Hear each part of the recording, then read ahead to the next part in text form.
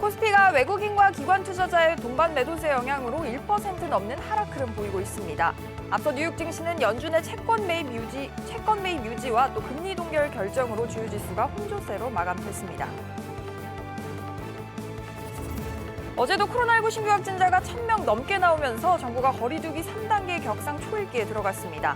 사망자 수도 22명으로 하루 최다를 기록했습니다. 카카오뱅크가 이달 말까지 한시적으로 마이너스 통장 신용대출을 중단합니다. 시중은행의 대출 조이기가 인터넷 은행으로까지 확산하는 모습입니다. 미국의 국제무역위원회 ITC가 메디톡스와 대웅제약 간의 보툴리늄 균주 영업비밀 소송에서 메디톡스의 승소를 최종 판결했습니다. 대웅제약은 앞으로 21개월간 미국 내 수입 금지 처분을 받았습니다. 이상 이 시각 주요 뉴스입니다.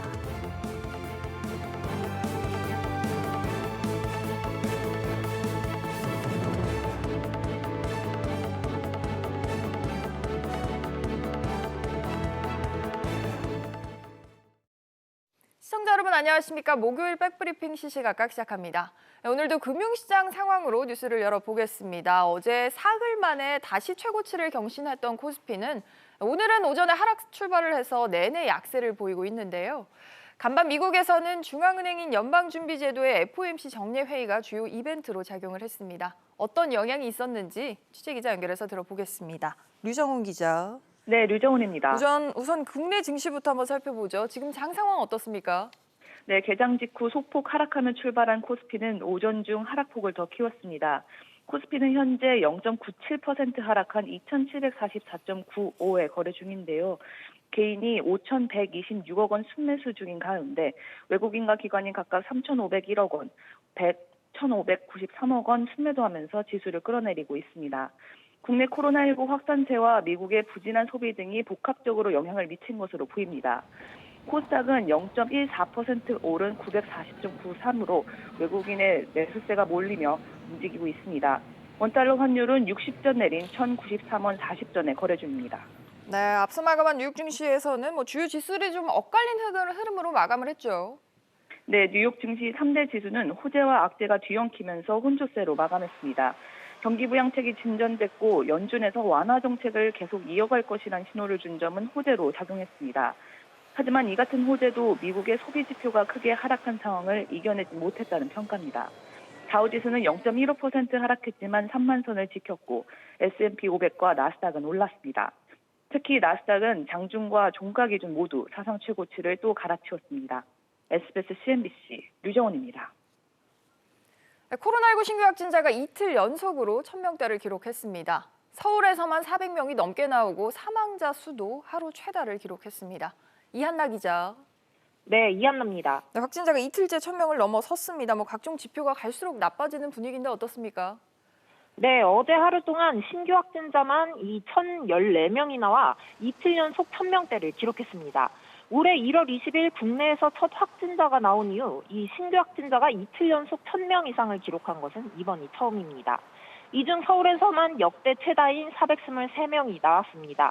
사망자는 22명으로 사망자가 국내에서 처음으로 나온 지난 2월 20일 이후 가장 많은 숫자입니다.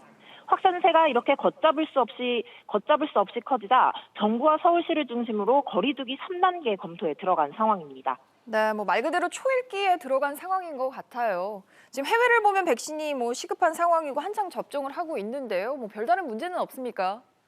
네, 우선 조 바이든 미국 대통령 당선인이 이르면 다음 주에 백신을 맞을 예정입니다. 바이든은 78살로 감염 고위험군에 속합니다. 현재 미국과 영국에서는 화이자의 백신이 공급되고 있는데요. 백신을 맞고 알레르기 반응을 보인 사례가 계속해서 나오고 있습니다. 미국 알래스카주의 의료 종사자가 화이자 백신을 맞고 심각한 알레르기 반응을 보여 병원에 입원했는데요. 앞서 영국에서 화이자 백신을 맞은 의료 종사자 2명이 보인 것과 유사한 과민성 반응으로 알려졌습니다. 미국 질병통제예방센터는 백신 접종을 시작하면서 심각한 알레르기가 있는 사람도 안전하게 백신을 맞을 수 있다고 발표한 바 있습니다. 한편 미국에서 영하 70도 이하 상태를 유지해야 하는 화이자 백신 수송 도중에 일부가 온도 유지에 실패해 반송됐습니다. SBS CNBC 이한나입니다. 다음 소식입니다. 전국 410만 단독주택의 공시가격 기준이 되는 지표죠. 표준주택 23만 호의 내년 공시가격이 나왔습니다. 내일부터는 열람을 할 수 있다라고 하는데요. 이 소식도 취재기자 연결하겠습니다. 서주영 기자. 네, 소주연입니다. 표준주택 공시가격 변동률 보면 전국적으로 또 지역별로는 얼마나 올랐을까요? 네, 내년도 전국 표준주택의 공시가격 변동률은 전국 6.68%로 작년 4.47%에 비해 상승폭이 높아졌습니다. 지역별로는 서울 10.13%, 광주 8.36%, 부산 8.33%, 세종 6.96%, 대구 6.44%가 상승했습니다. 가격별로 보면 9억 원 미만 표준주택이 4.6%, 9억 원에서 15억 원의 주택은 9.67%, 15억 원 이상의 주택은 11.58%로 나타났습니다. 네, 정부가 앞으로 시세 이제 90%까지 점진적으로 공시가격으로 올리기로 했지 않습니까? 현실화율은 어떻습니까? 네, 올해 53.6%보다 2.2%포인트 상승한 55.8%로 나타났습니다. 9억 원 미만 주택은 올해 52.4%에서 53.6%, 9억 원에서 15억 원의 경우 53.5%에서 57.3%, 15억 원 이상은 58.4%에서 63%로 상승을 했습니다. 역시 9억 원 이상 고가주택에 대한 현실화율이 크게 오른 겁니다. 한편 정부가 서민층 세 부담을 줄이기 위해 공시가격 6억 원 이하 주택에 대해서는 재산세율을 0.05%포인트 내려주기로 했는데요. 이 혜택을 보면 6억 원 이하 표준주택 비중은 전국 95.5%, 서울은 69.6%로 추정이 됐습니다. 1인 가구 기준으로 종합부동산세 과세 대상이 되는 9억 원 이상 주택은 4,300여 가구로 전국 표준주택에서 1.87%를 차지했습니다. 공시가격은 내일부터 다음 달 6일까지 열람할 수 있고 부동산 공시가격 알림이 사이트 등 온라인을 통해 이의 신청을 할 수 있습니다. SBS CNBC 서주연입니다. 시중은행에 이어서 인터넷 전문은행인 카카오뱅크도 신용대출을 축소를 하기 시작을 했습니다. 은행 대출이 점점 더 어려워지고 있습니다. 취재기자 연결해서 들어보죠. 정인아 기자. 네, 정인아입니다. 카카오뱅크가 이제 연말까지 신규 마이너스 통장 개설을 중단한다는 소식이 있습니다. 네, 카카오뱅크는 오늘 아침 6시부터 이달 말까지 신규 마이너스 통장 신용대출을 한시적으로 중단한다고 밝혔습니다. 해당 상품은 직장인 고신용자가 주요 대상이었는데요. 카카오뱅크는 최근 급격하게 늘어난 가계부채의 안정화를 위한 것이라고 설명했습니다. 다만 신규 대출만 중단했기 때문에 기존 마이너스 통장을 통한 추가 거래는 가능합니다. 또 소액 마이너스 통장 대출인 비상금 대출과 전월세 보증금 대출, 신용대출과 사이돌, 중금리 대출 등 다른 대출은 이용할 수 있습니다. 네, 인터넷 은행까지 바통이 이제 넘어온 모양새인데요. 앞서 시중은행들도 잇따라서 신용대출을 축소를 했죠. 네, 금융당국이 부동산으로 자금이 흘러 들어가는 것을 막기 위해 고액 신용대출을 제한하자 시중은행들은 이미 신용대출 옥죄기에 나선 상황입니다. 신한은행은 지난 15일부터 연말까지 소상공인 대상 신용대출을 제외한 모든 모바일 신용대출을 중단했습니다. 또 지난 14일부터는 의사와 변호사 등 고소득 전문직의 신용대출 한도를 기존 2억 원에서 1억 원으로 축소했습니다. KB국민은행은 지난 14일부터 이달 말까지 1억 원이 넘는 가계 신용대출을 막기로 했고 우리은행은 지난 11일부터 비대면 신용대출 상품인 우리 원하는 직장인 대출을 중단했습니다. 하나은행도 이달 말이나 내년 초부터 전문직 신용대출 한도를 1억 5천만 원에서 5천만 원으로 줄일 방침입니다. 하나은행은 여기에 마이너스 통장 대출 한도를 줄이는 방안도 검토 중인 것으로 알려졌습니다. SBS CNBC 정인아입니다. 네, 국민연금이 올해 7% 정도의 수익률을 달성할 거다 이런 전망이 나왔습니다. 국민연금 운용 수익률이 지난 9월 말 기준으로 보면 4%대였으니까 오르긴 한 건데요. 그럼에도 불구하고 올해 국내 증시가 크게 오른 것과 비교를 해보면 아쉽다라는 지적이 나오고 있습니다. 이광호 기자. 네, 이광호입니다. 먼저 어제 기금운용위원회 여기에서 논의된 상황부터 전해주시죠. 네, 박능호 보건복지부 장관은 최근 국내외 경제 지표가 개선되고 코로나19 백신 기대 등에 힘입어 투자 환경이 회복되고 있다고 말했습니다. 연초 코로나19로 금융시장 위기가 있었지만 이후에 빠른 회복세를 보이면서 목표했던 수익률을 달성할 수 있게 된 건데요. 박 장관은 다만 여전히 금융시장에 불확실성이 남아있어 지속적인 모니터링과 기민한 대응이 필요하다고 강조했습니다. 네, 그런데 올해 국내 주식시장이 크게 오른 것과 비교를 좀 해보면 기금 수익률이 7%다. 이건 크게 높다라고 보기는 어렵지 않을까요? 그렇습니다. 올해 들어 코스피 상승률은 어제까지 25%를 넘겼고 뉴욕의 나스닥은 무려 40%를 넘었습니다. 그에 비하면 7% 수익률은 좀 아쉽죠. 국민연금은 매년 시장 수익률을 얼마나 넘길 건지 초과 수익률 목표를 정하는데요. 이 목표는 0.22%포인트로 현행 그대로 유지됐습니다. 이처럼 국민연금 수익률이 상대적으로 낮은 건 위험 관리 때문에 다양한 자산에 공격적으로 투자하지 못하기 때문이란 지적이 나옵니다. 특히 올해는 금융시장 변동폭이 커서 수익을 올릴 기회도 많았던 만큼 국민연금의 기금 운용 방식에 대한 아쉬움의 목소리도 적지 않을 것으로 보입니다. SBS CNBC 이광호입니다. 네, 우리나라의 소득 수준은 크게 늘었는데 상속세 제도가 20년 전 수준에 머물러 있어서 개편이 필요하다 이런 분석 결과가 나왔습니다. 취재기자 연결하겠습니다. 최나리 기자. 네, 최나리입니다. 우리나라의 상속세 부담이라고 하면 이거 얼마나 늘었습니까? 네, 한국경제연구원은 최근 19년 동안 소득 수준이 2.7배 늘어나는 동안 상속세 과세 체계가 한 번도 조정되지 않아 세부담이 급격히 증가했다고 지적했습니다. 같은 기간 소득세가 9차례 조정된 것과 대조적인데요. 그 결과 피상속인 수는 6.9배, 지난해 상속세 신고세액은 약 3조 6천억 원으로 19년 전 대비 7.1배 각각 늘어난 것으로 나타났습니다. 한국경제연구원은 현 상속세 소득 수준 향상이 전혀 고려되지 않아 조정이 필요하다고 주장했습니다. 그렇군요. 그렇게 주장할 수 있을 것 같은데 다른 나라랑 비교하면 좀 상황이 어떨까요? OECD 주요국들은 그동안 상속세 부담을 줄여왔습니다.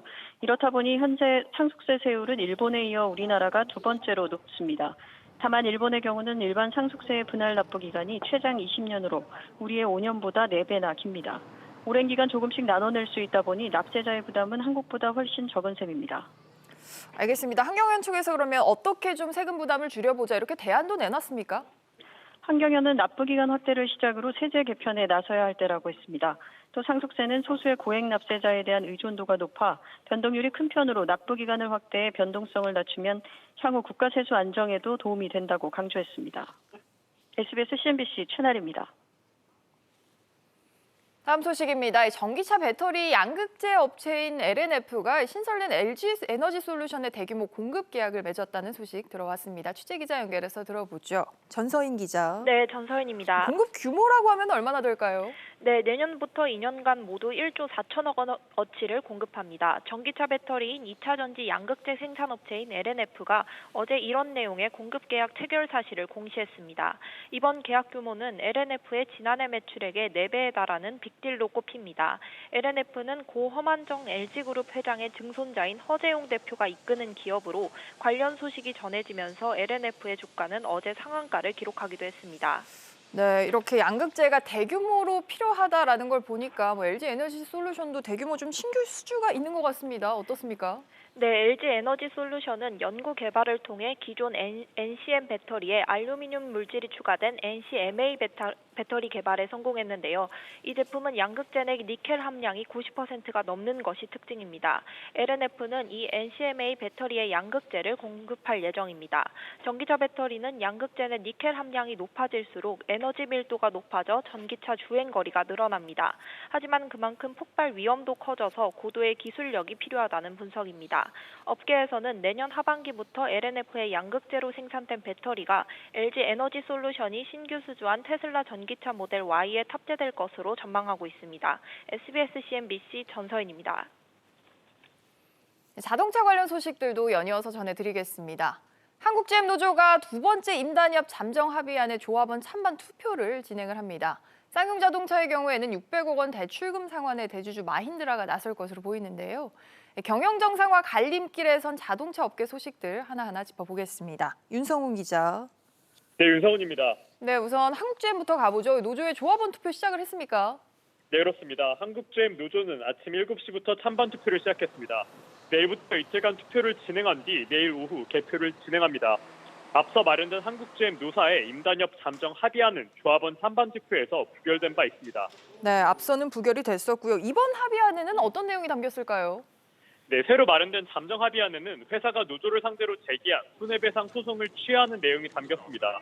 또 직원이 자사의 차를 살 경우에 할인율을 높이는 방안도 포함됐습니다. 첫 번째 잠정 합의안에서 포함됐던 성과급 등으로 400만 원을 지급한다는 내용은 그대로 유지됐습니다. 다만 앞서 잠정 합의안이 조합원 투표에서 부결된 이유로 꼽혔던 인천 부평 2공장의 신차 생산 물량 배정은 포함되지 않았습니다. 이번 투표 결과에 따라 한국GM의 경영 정상화 여부가 정해질 것으로 보입니다. 네, 쌍용차도 짚어보겠습니다. 여기는 이 연체대출금 상환에 좀 숨통이 트일 것으로 보인다고요. 네, 그렇습니다. 쌍용차는 지난 14일 만기된 외국계 은행의 대출 원리금 600여 원을 갚지 못하고 있습니다. 그러자 쌍용차의 대주주인 인도 마인드라 그룹은 채무를 대신 갚을 수 있다고 밝혔습니다. 해당 대출의 미상환 금액이 발생할 경우 이를 책임지겠다고 인도 증권거래소에 공시했습니다. 마인드라가 공식적으로 대출금을 상환하겠다고 한 것은 연체 발생 이후 처음입니다. SBS CNBC 윤성훈입니다. 앞으로는 운전자가 직접 안 해도 자동차 스스로 주차하는 날이 올 것 같습니다. 인공지능과 5G가 결합한 이 자율주차 기술이 세계에서 처음으로 개발이 됐는데요. 이 소식은 류선우 기자가 보도합니다. 운전자가 내린 상태의 SUV 차량이 횡단보도 5개와 교차로 3개를 지나 주차장으로 향합니다. 주차장에 도착하자 다른 차량 옆 빈 주차 공간에 자리를 잡습니다. 인공지능과 5G 이동통신 기술을 접목한 자율주차 기술입니다. LGU 플러스가 한양대 등과 함께 세계에서 처음으로 개발했습니다. 앱을 켜면 운전자와 가장 가까운 주차장의 빈자리를 찾아줍니다. 원하는 위치를 누르면 곧이어 차가 알아서 출발합니다. 세계 최초로 5G 기술을 이용해서 빈 주차 공간을 실시간으로 카메라를 인지해서 들어온 정보를 모바일 앱을 통해서 소비자가 빈 주차 공간에 선호하는 주차장을 표시해주면 자율적으로 자동으로 주행해서 자동차를 하게 되는 기술이 되겠습니다. 주차가 힘든 노인이나 임산부 등에게 유용할 수 있습니다. 자율 발렛 주차는 고객에게 편리성뿐만 아니라 소중한 시간을 절약하는 측면에서 자율주행의 고객 가치가 굉장히 높다고 판단하고 있습니다. 완전 상용화까지는 앞으로 10년 이상 걸릴 전망입니다. 통신 본업만 가지고 성장이 나오지 않다 보니까 향후 장기적인 먹거리 찾기를 위해서 이런 부분들에 이제 투자를 좀 진행을 하고 있는 것 같습니다. LGU 플러스는 이르면 다음 달 일반 시민들에게 공개 시연을 하고 기술 상용화에 속도를 낼 예정입니다. SBS CNBC 류선우입니다. 요즘 코로나19 때문에 배달 음식 많이 시켜 드시죠. 자연스럽게 배달 주문 어플리케이션, 그러니까 배달 앱들을 많이 쓰실 텐데요. 업계 2위 기업인 요기요가 주문부터 배달까지 평균 20분 정도 걸리는 자체 배달 서비스를 부산 등 전국으로 넓히기로 한 것으로 파악이 됐습니다. 박규준 기자. 네, 박규준입니다. 이게 그러니까 요기요의 배달 권역이 좀 넓어진다는 얘기인 거죠? 네, 기존 서울 전역과 경기도 일부만 가능했던 요기요의 자체 빠른 배달 서비스 요기요 익스프레스가 다음 달부터는 부산을 시작으로 전국으로 확대됩니다. 요기요는 6월 말까지는 부산을 포함해 광주, 대전, 울산, 대구광역시 등 5대 광역시로 서비스를 넓히기로 했습니다. 요기요 관계자는 이번 달부터는 부산 지역 서비스를 위한 준비를 끝내고 다음 달부터 본격적으로 부산 지역 자체 배달이 가능해질 것이다라고 말했습니다. 네, 이게 지방 거주하는 고객 입장에서는 그럼 뭐가 어떻게 좋아지는 거죠? 네, 음식 주문에서 배달 완료까지 시간이 기존 1시간 안팎에서 평균 20분 정도로 단축되는데요. 요기요 익스프레스 서비스는 이 배달 업체 라이더들이 점주 사장님이 아니라 요기요와 직접 계약을 맺기 때문에 주문 접수부터 배달까지 요기요에서 한 번에 처리돼 배달 시간이 짧습니다. 네, 1시간에서 20분 정도로 단축이 되면 3분의 1 정도로 되니까 굉장히 빨라지는 거네요. 이렇게 여기뿐만 아니라 빠른 배달을 위한 업체들 경쟁 굉장히 치열하지 않습니까? 맞습니다. 업체들은 자체 배달을 해줄 이 배달원, 그러니까 라이더들을 확보해 현재 사활을 걸고 있는데요. 업계 1위인 배달의 민족은 이 배민 라이더스라는 자체 배달 서비스를 하고 있는데 계약 맺은 라이더들만 3,000여 명으로 늘렸습니다. 쿠팡의 배달앱 서비스인 쿠팡 이츠도 타사 대비 높은 배달 수수료를 주면서 무선 속도로 라이더들을 끌어모으고 있습니다. 요기요의 전국 배달 선전폭으로 배달 시장이 또 한 번 요동칠 것으로 전망됩니다. SBS CNBC 박규준입니다. 다음 소식입니다. 보톡스 균주를 놓고 미국에서 벌어진 메디톡스와 대웅제약의 소송전은 메디톡스의 절반의 승리로 결론이 났습니다. 대웅제약에 대한 규제 수위가 당초 예상했던 것보다 대폭 줄었기 때문입니다. 취재기자 연결해서 들어보죠. 손석우 기자. 네, 손석우입니다. 수입 금지라는 판결이 뒤집힌 건 아닙니다만 기간이 대폭 줄기는 했어요. 미국 ITC가 구체적으로 어떤 판결을 내렸습니까? 네, 미국 ITC 위원회는 현지 시간 16일 대웅제약의 보툴리눔 톡신제제 나보타가 관세법 337조를 위반한 제품이라고 최종 판결 내렸습니다.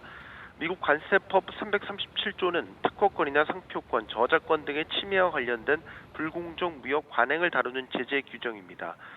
그러나 ITC 위원회는 이번 소송의 핵심 쟁점이었던 보툴리눔 균주 도용에 관해서는 영업 비밀이 아니라고 판단해 예비 판결에서 10년이었던 수익 금지 기간을 21개월로 대폭 단축했습니다.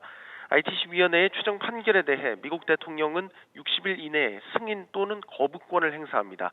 거부할 경우 최종 판결의 효력은 사라집니다. 네, 뭐 이렇게 되면서 메디톡스나 대웅제약이나 뭐 어느 쪽도 확실한 승리라고 보기는 좀 어려운 애매한 상황이 됐는데요. 양사는 지금 어떤 입장입니까? 양사 모두 자사가 승소한 것이라고 강조하며 상반된 주장을 펼치고 있는데요. 먼저 메디톡스는 입장문을 내고 이번 최종 판결로 대웅의 도용 혐의가 유죄로 확정된 만큼 법적 책임은 물론 오랜 기간 여러 규제 당국과 고객에게 저지른 허위 주장에 대한 도의적 책임을 져야 한다고 주장했습니다. 대웅제약은 ITC가 균주 도용과 관련해 영업 비밀이 아니라고 판결함으로써 사실상 승소한 것이라며 메디톡스의 주장이 허위임이 밝혀졌다고 주장했습니다. 대웅제약은 이번 최종 판결에서 내려진 21개월간의 수익 금지 조치에 대해 가처분 신청을 할 예정이라고 밝혔습니다. SBS CNBC 손석우입니다. CJ 올리브영 소수 지분 매각이 흥행을 보인 가운데 덩달아 승계 작업도 물밑에서 속도를 내고 있다라는 분석이 나오고 있습니다. 승계 자금 마련을 위해서 다양한 움직임이 포착돼서 주목이 됩니다. 취재 기자 연결해서 들어보죠. 장지영 기자. 네, 장지연입니다. CJ그룹 오너 일가가 보유한 개인 회사의 계열사들의 투자가 좀 이어지고 있다고 합니다. 어떤 내용입니까? 네, 타임와이즈 인베스트먼트라는 투자사인데요. 이 회사는 벤처캐피탈 회사로 C&I 레저 산업이 100% 지분을 갖고 있습니다. 그런데 C&I 레저 산업은 이재현 CJ그룹 회장의 아들인 이선호 CJ제일제당 부장과 이경호 CJ E&M 부사장 등이 지분 100%를 갖고 있습니다. 사실상 타임와이즈가 4세들의 개인 회사라는 겁니다. 그런데 올해에만 타임와이즈 펀드에 CJ 계열사들이 총 475억 원의 돈을 넣었습니다. CJ 제일제당이 405억 원, CJ E&M이 30억 원, CJ 올리브 네트워크스가 40억 원씩입니다. 이들이 나온 펀드는 스마트 바이오 펀드, 글로벌 컨텐츠 투자 펀드, 글로벌 혁신 성장 펀드 등입니다. 타임와이즈 기업 가치 증대가 이선호 부장과 4세들의 지분 가치 확대로 이어지기 때문에 계열사들이 타임와이즈에 힘을 실어주는 것이란 분석이 나옵니다. 네, 이런 가운데 어제 CJ 올리브영의 소수 지분 매각 본입찰이 있었는데 여기서도 이재현 회장의 장남인 이선호 부장 언급이 되더라고요. 네, 우선 소수 지분 매각 본입찰 결과부터 살펴보면 일단 흥행에 성공했다는 평가입니다. 현대백화점그룹과 국내외 주요 사모펀드 등 6곳이 본입찰에 참여했습니다. 매각 대상은 이선호 부장이 보유한 CJ 올리브영 지분 18%와 이재현 회장의 동생인 이재환 CJ 파워캐스트 대표 지분 10% 등 오너 일가가 보유한 소수 지분입니다. 예상 매각가는 3천억 원 수준으로 이선호 부장은 이 자금으로 승계를 위한 지분 매입에 나설 것이라는 게 중론입니다. SBS CNBC 장지연입니다. 최근 건강보험공단과의 소송에서 함께 손을 잡고 맞섰던 담배 회사들이 이번에는 치열한 경쟁을 앞두고 있습니다. 바로 국내 납품하는 담배 때문인데요. 이게 1,000억 원 규모로 그렇게 전체에 비해서 시장이 크진 않은데 잠재 고객들의 충성도 확보라는 매력을 무시할 수 없습니다. 시장을 지키려는 자와 뺏으려는 자의 수싸움이 치열할 것으로 보입니다. 어떤 상황인지 자세히 살펴보겠습니다. 김한진 기자. 네, 김한진입니다. 네, 군납 담배라고 하죠. 그러니까 군대에 납품하는 담배 입찰 조만간 예정이 돼 있다고요. 네, 당초 공고에서 사업자 선정까지 이달 중에 이루어질 전망이었는데 코로나19로 일정에 차질을 빚으면서 내년 초에나 사업자 선정이 이루어질 가능성이 높습니다. 이번 입찰의 관심은 KT&G가 아성을 지킬지 여부에 쏠리고 있는데요. 현재 군마트에서 파는 담배 브랜드가 모두 18개입니다. 여기서 판매가 저조한 하위 4개 브랜드를 내보내고 새로운 브랜드를 들이는 방식입니다. 18개 중에서 17개가 KT&G 제품이고 나머지 1개가 한국 필립모리스의 말보로 골드입니다.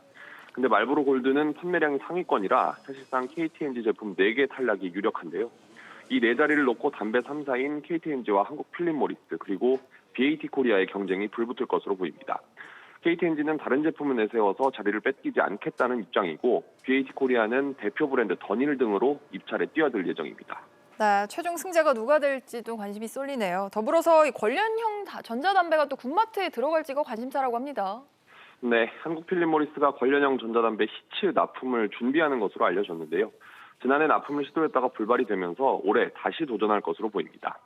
반면 KT-엔진은 전자담배 리를 납품 대상에 포함시키지 않을 것으로 보여서 만약 필립 모리스의 히치가 선정될 경우 군대 내에서 처음으로 또 유일하게 허용되는 전자담배가 됩니다. SBS CNBC 김한진입니다. 한미 통화스와프 계약이 6개월 더 연장됐습니다. 한국은행이 오늘 내년 3월 말 만료 예정인 미국 연방준비제도와의 통화스와프 계약을 6개월 더 연장하기로 합의했다라고 밝혔습니다. 한은은 코로나19 재확산에 따른 글로벌 금융시장의 불확실성에 선제적으로 대응하기 위해서 미국과의 통화수합 계약을 연장했다면서 통화수합 규모 600억 달러와 조건은 기존 계약과 동일하다라고 밝혔습니다.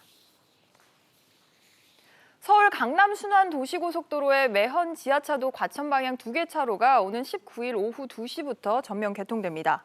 서울시는 강남구 구룡터널 사거리로 이어지는 강남 순환 도시고속도로 19.7km 전 구간이 연결된다라고 밝혔습니다. 매헌 지하차도를 이용하면 양재 IC와 염곡 사거리를 신호대기 없이 통과할 수 있습니다.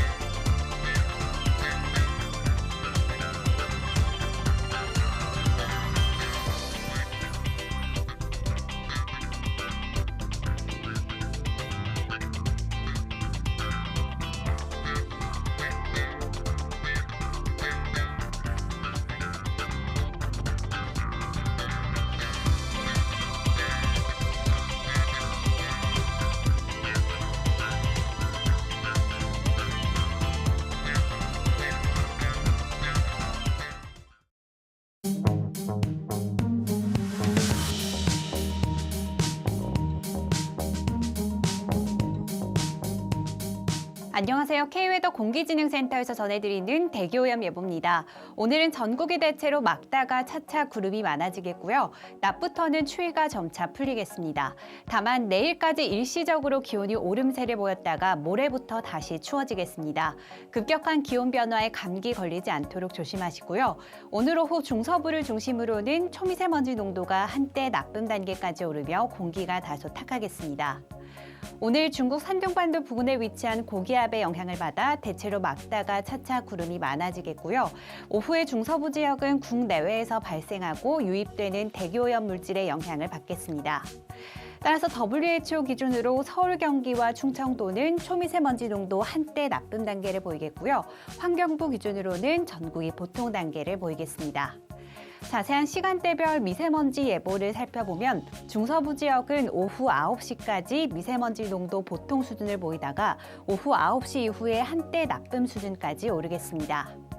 내일은 강원 영동과 제주도를 제외한 전국의 먼지 농도가 나쁨 수준까지 오르며 공기가 탁하겠고요. 당분간 공기가 탁한 날이 잦을 전망입니다. 지금까지 대기오염 예보였습니다.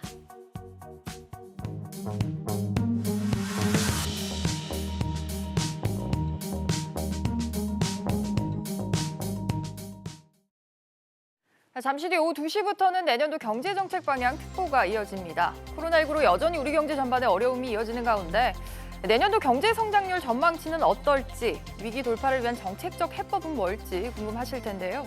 정부 발표 직접 들어보고 주요 내용도 짚어보겠습니다. 많은 시청 바랍니다. 고맙습니다.